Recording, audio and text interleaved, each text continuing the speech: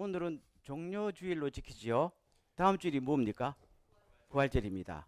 종료주일은 부활절 한 주간 전에 예수님께서 예루살렘 성으로 십자가를 지시기 위해서 들어가신 날을 기념하는 것입니다.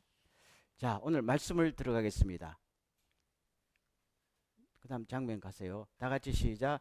예수님, 주님이 주님의 나라에 들어가실 때에 나를 기억해 주십시오.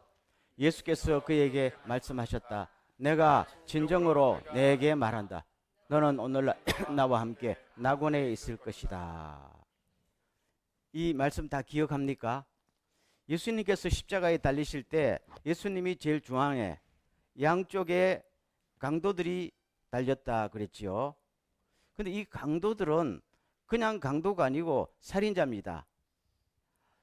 살인자 중에서도 그냥 살인이 아니고 사회적 무리를 일으켰던 살인자입니다. 그 정도가 아니면 십자가에 못 박지 않아요. 옛날에는 로마법에 반역자라든가 아주 심각한 사회적 범죄를 저질렀을 때 십자가 형벌을 합니다.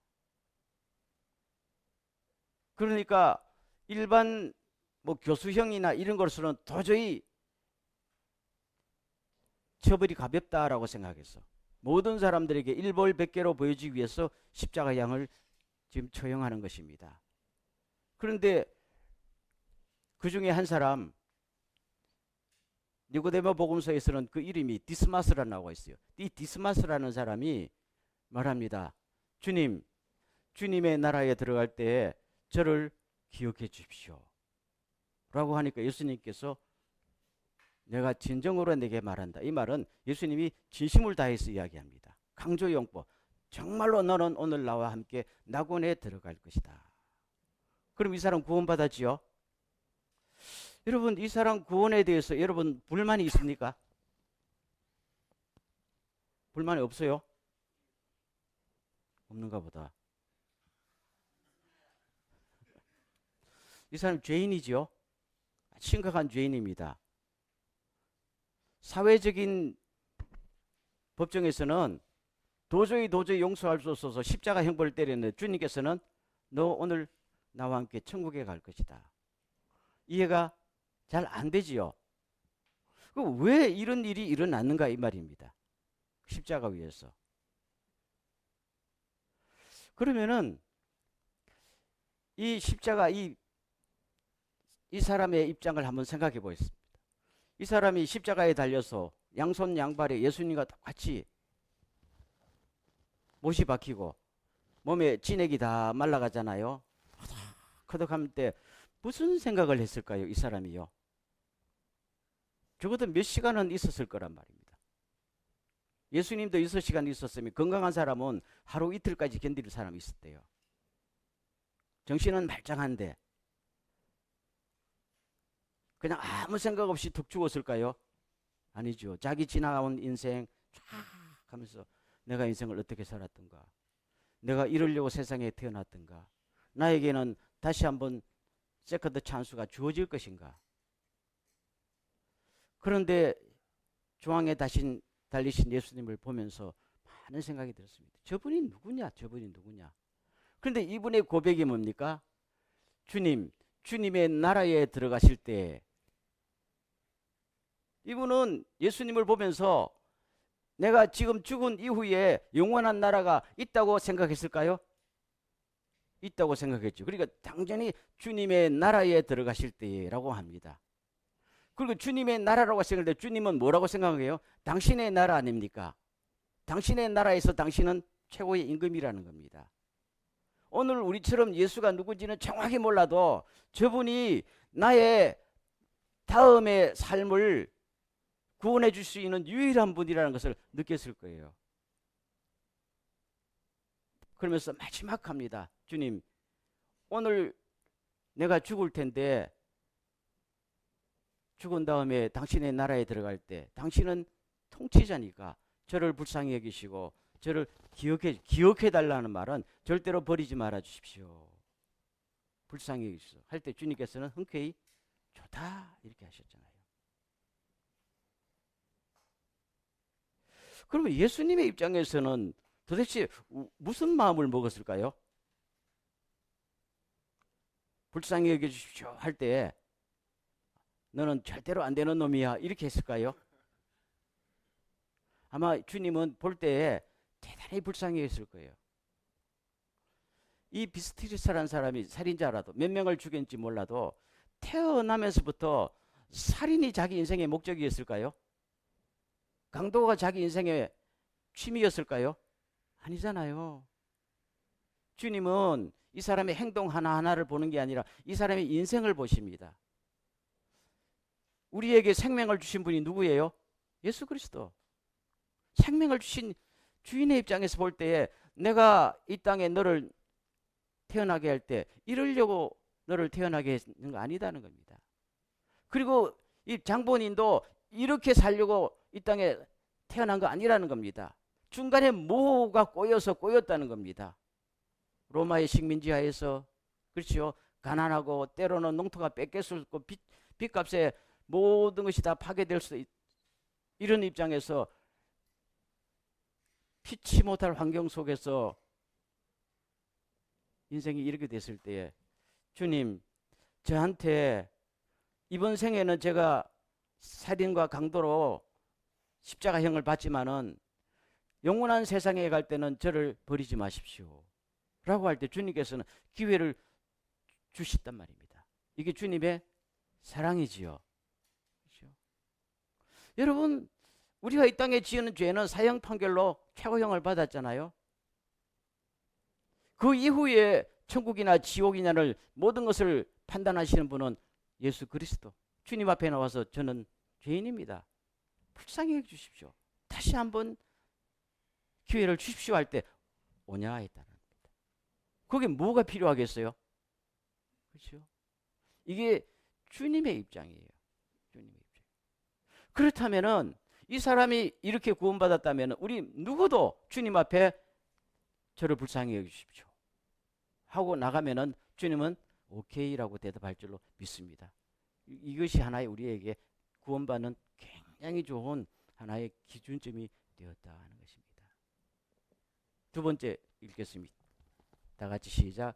우리가 아직 무력한 상태에 있을 때 그리스도께서 우리 죄인들을 위해 죽으셨습니다. 우리가 분명히 알아야 될 게 주님께서 십자가의 강도 같은 사람들을 위해서 죽으셨습니다. 맞지요? 여러분 전혀 대답을 동의하고 싶지 않은데 정말 이런 사람들을 위해서 성경은 굉장히 정확합니다. 죄인들을 위해서 죽었는데 이 죄인이 어떤 죄인이냐면 무력한 상태에 있는 것. 자기 스스로 자기 인생을 바꿀 힘이 없는 죄인을 위해서 죽으셨습니다. 그래서 구원이 필요한 거 아니에요? 주님이 늘 말씀하셨잖아요. 내가 의인이라고 말하는 사람에게는 내가 필요 없는 거 아니냐? 건강한 사람에게 의사가 필요 없듯이 나는 잘나고 나는 죄가 없고 내 힘으로 인생을 마음대로 살 수 있다고 하는 사람에게 내가 왜 필요하겠느냐는 겁니다. 죄를 지었지만은 어떻게 자기 인생을 바꿀 능력도 없고 어떻게 해볼 수 없는 무력한 사람들을 위해서 그리스도께서 십자가에 죽으셨습니다. 아멘. 이게 복음이고 이게 십자가입니다. 본질을 알아야 됩니다. 무슨 가능성을 본 것도 아니에요. 내가 너한테 구원해 주면 너 나중에 뭘 해주게 돼? 반대 급부를 바란 것도 아니에요. 그게 뭐예요? 사랑이라는 겁니다. 그래서 다음 기절을 보십시오. 다 같이 혹시 선한 사람을 위해 죽겠다고 나서는 사람을 있을런지는 몰라도 의로운 사람을 위해 죽는 사람은 거의 없습니다. 그러나 우리가 아직 죄인이었을 때 그리스도께서 우리를 위해 죽으심으로 하나님께서 우리에 대한 사랑을 나타내셨습니다. 아멘. 사랑에는 이유가 있습니까? 이유를 달게 되면 이미 사랑이 아닙니다. 성경 말씀에 사랑엔 거짓이 없나니. 사랑은 거짓이 없는 상태를 말하거든요. 속임수도 없고 뒤에 아무것도 없어요. 그냥 내가 너를 사랑한다 하면 그것이 전부입니다. 그렇기 때문에 거기에는 이유가 있을 수 없고 목적이 있을 수 없고 내가 너를 사랑할 만하다는 가치평가가 일어나지 않아요. 무조건 사랑하는 겁니다. 이게 하나님의 사랑이에요. 하나님 자신이 사랑이라고 말했거든요. 그래서 아무 가치가 없는 사람들을 위해서 주님은 조건 없이, 끝없이, 변함없이 모든 걸 다 해주는 것을 사랑이라고 해요. 그래서 십자가에 자기 아들을 죽으심으로, 예수님은 자기 목숨을 내주심으로 말미암아서 우리를 위한 하나님의 사랑을 나타내셨습니다. 따르겠습니다. 사랑은 바로 이런 것입니다. 그렇죠? 요한 1서에서 예수께서 십자가에 죽으심으로 말미암아 비로소 우리는 사랑이 뭔지 알게 되었습니다. 참 놀라운 말이죠. 이 참 사랑이라는 겁니다. 이 사랑, 십자가에서 나타나셨습니다. 그래서 강도도 나를 불쌍히 해주십시오 하면 구원받고, 로마 황제도 교만을 다 내려놓고 저를 불쌍히 여기십시오 하면은 또 구원받는 거예요. 주님의 십자가 앞에서 용서받지 못하고 구원받지 못할 사람은 아무도 없단 말입니다. 단지 십자가에 같이 달렸던 게스티스라는 사람, 자기도 죄인이면서 끝까지 예수님 욕하잖아요.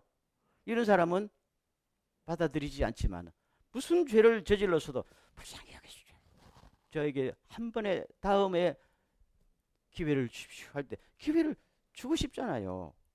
주님의 사랑, 주님의 긍휼이란 겁니다. 아무 이유도 없어요.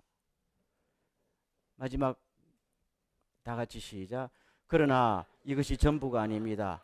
우리를 하나님과 화목하게 하신 우리 주 예수 그리스도를 통해 우리는 하나님 앞에서 기쁨도 누리고 있는 것입니다. 여러분, 사랑은 아픔도 있고 고통도 있고 그 과정 속에서는 희생이 있지만 마지막엔 뭐예요? 기쁨과 회복과 축복으로 끝나야 그게 진짜 사랑이 아니에요? 그래서 우리가 예수님을 구주로 믿고 또 믿는 과정 속에서는 여러 가지 시련도 있고 고민도 있지만은 마지막에 부활해서 주님을 볼 때는 모든 것이 없어지는 그야말로 축복과 회복과 기쁨의 상태로 들어갈 줄로 믿습니다. 이걸 우리에게 주신다라고 하셨어요. 내가 이 땅에서 어떠한 슬픔과 어떠한 고통에 있든지 모든 것들이 다 없어집니다. 친히 눈물을 닦아주시고, 그렇죠? 친히, 예수님이 친히 천국에 들어갈 때 우리의 모든 눈물을 다 닦아주신다고요. 눈물을 닦아주실 때 너 눈물 닦아 이렇게 할까요? 아닙니다. 네가 몇 살 때 무슨 사건에 눈물 흘렸지 내가 다 안다. 네가 몇 살 때 무슨 일을 만날 때 주저앉아 울었지 내가 다 안다 하면서 위로하시고 닦아주시는, 그게 회복이잖아요. 그게 구원이란 말입니다. 그게 사랑이에요. 제가 지난주에 어떤 유튜브 기사를 봤습니다. 아르헨티나의 처녀인데 이름이 무슨 라모스라고 나와 있었는데요. 풀네임은 잊어버렸습니다만 19살에 건장한 남자 3명에게 성폭행을 당했습니다. 얼마나 심각하겠어요. 그래서 죽겠다고 건물 옥상에서 뛰어났는데 죽지는 못하고 오장육부가 다 파괴되고 신경조직이 마비되고 뼈가 다 부러졌어요. 그래도 부모는 살려야 되겠다고 계속 치료하는데 치료를 1년, 2년, 3년, 4년 해도 그게 회복이 돼요? 안 돼요? 안 되잖아요.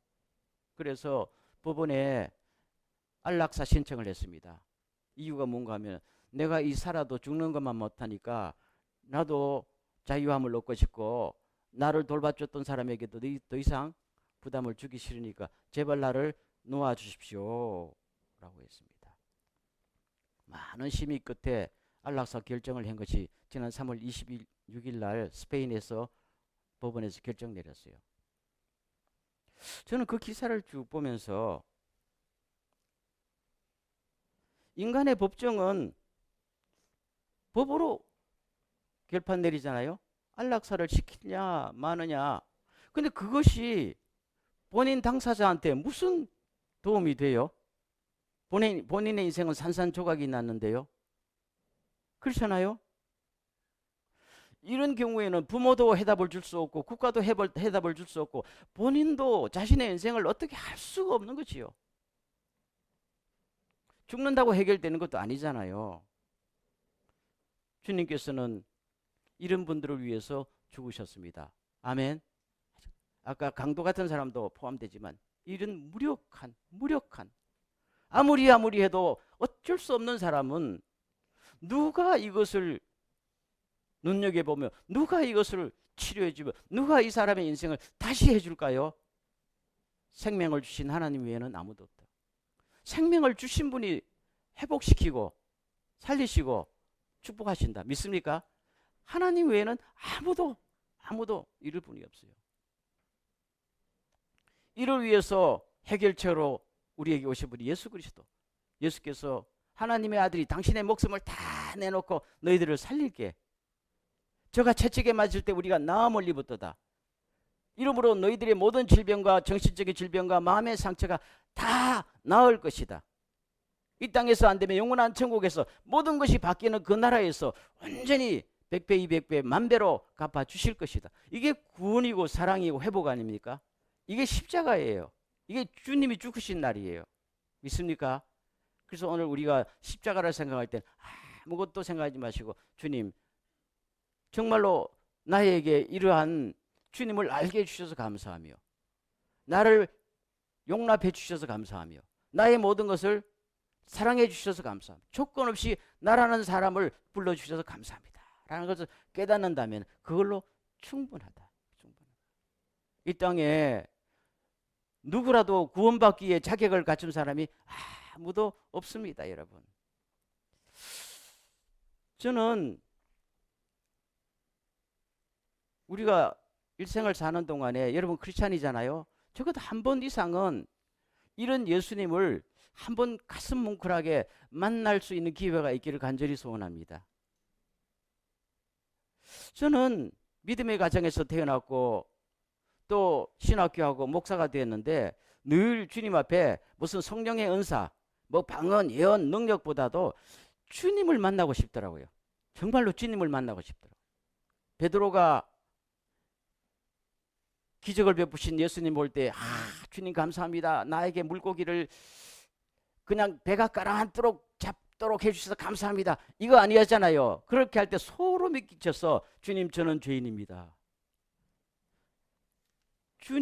주님과 자기가 그냥 맞닥뜨린 거예요. 기도 응답도 아니고 축복도 아니고 기적이에요. 존재가 딱 만날 때 영혼의 스파크가 되면서 인생이 바뀌는 거죠.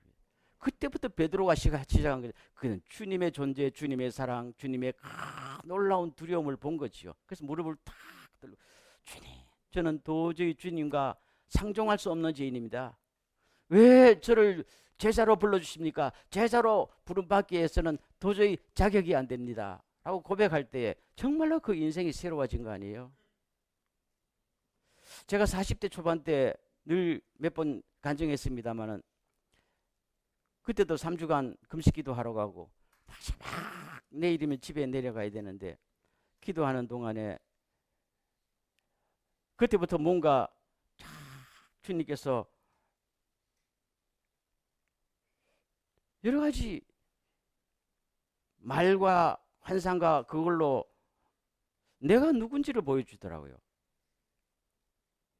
그날 마지막 큰 생각 없이 늘 기도하던 산에 올라가서 자리 깔고 이제 주여 하고 부르짖는데 갑자기 제 자신의 모습을 보여준 거예요. 저는 3주간 금식 기도에서 굉장히 내가 많이 거룩해졌다고 생각했거든요. 나쁜 말도 안 하고 나쁜 마음도 굶어가지고 무슨 아무 욕심도 욕정도 일어나지 않잖아요. 근데 내 영혼의 밑바닥을 보여주셔요. 무적인 같은 내 영혼의 밑바닥에서 그 역한 냄새가 안개 같은 게 올라오는데 내가 그때 알았어. 이게 내 인생에 나라는 존재의 이 더러운 냄새가 올라오는구나. 과연 올라오는데 견딜 수가 없었어요. 견딜 수. 그게 얼마나 올라왔는지 모르겠어요. 10분인지 20분인지 모르겠는데 그래서 주님 앞에 주여 왜 저를 구원하여 주셨습니까? 저는 구원받을 자격이 없습니다. 저를 차라리 지옥 보냈어요. 나 같은 놈이 천국 가면 천국이 오염됩니다. 그래서 계속 주님 저를 왜 구원해 주십니까? 저를 버리소서. 그 밤에 그렇게 한 2시간을 기도한 것 같아요. 마지막에 해피엔딩으로 끝날 때까지. 제가 그 기도 오랜 기도 쪽에서 지금도 기억이 남는 것이 그때 내가 누군지를 봤다는 겁니다. 내가 주님의 무조건적인 은혜로 무조건적인 용서하심으로 구원받지 못한다면은 내가 무슨 자격으로나 무슨 행동으로나 뭐로든지 주님 앞에 설 자격이 없고 구원받을 가치도 없는 거예요. 십자가의 강도나 나나 아무 차이가 없어요. 살인자나 나나 아무 차이가 없었어요. 영혼에서 나오는 역한 냄새는 차이가 없어요. 오히려 의로운 척하는 사람들에게 더 날 수 있다는 말입니다. 저도 그때 목사였잖아요. 목사한테 더 냄새가 다 추악한 냄새가 올라오는 것이 인간 자체란 말입니다. 이걸 보게 하심으로써 주님의 은혜로 주님의 사랑으로 구원받지 않으면은 나는 아무가 의미가 없습니다. 그걸 고백을 할 때에 내 영혼이 자유함을 느꼈어요. 그래서 마지막 산을 내려올 때도 주야 나는 이제 아무것도 두렵지 않습니다. 큰 소리를 몇 번 치고 내려왔어. 마음이 그렇게 자유함을 얻었어요. 아무것도 무섭지 않아요. 주님이 나와 함께 하니까요. 그렇죠? 여러분 오늘 십자가 이야기했습니다마는 이 강도 그렇지요. 강도 우리는 그냥 강도하지만은요. 본인도 자기 인생이 이렇게 끝나고 싶지 않았던 거 아니에요? 그럴 때는 뭐예요? 주님 저에게 자비를 베푸세요. 진심으로 구하면 주님께서는 좋다. 아멘. 좋다. 거절하지 않는 주님. 우리는 나중에 여러분 예수를 10년 믿든지 20년 믿든지 내가 목사가 되든지 훌륭한 선교사 되든지 교회를 위해서 내 모든 것을 내어준다 할지라도 늘 주님 앞에 오는 이 기준점 뭐예요? 주여 저를 불쌍히 해주십시오. 이 강도의 심정으로 돌아갈 때에 진짜 그때 주님이 누구신지 주님의 은혜가 뭔지를 알게 되는 것입니다. 이 기준점을 잊어버리지 않기를 간절히 소원합니다. 오늘 우리가 성찬식도 같이 하는데요. 이것을 받아 먹으라. 내 떡이 내 살이다. 아멘. 이것을 받아 마시라. 모든 사람을 위해 흘리는 조건 없는 나의 피다. 그야말로 우리는 새롭게 되는 은혜가 함께하기를 간절히 소원합니다.